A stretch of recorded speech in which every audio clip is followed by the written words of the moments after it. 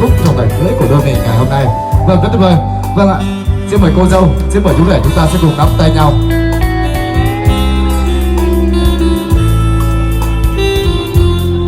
Vâng, thưa tất cả quý vị, một ngày đẹp trời, rạng ngời, hạnh phúc trọng đại trong 365 ngày của năm 2020.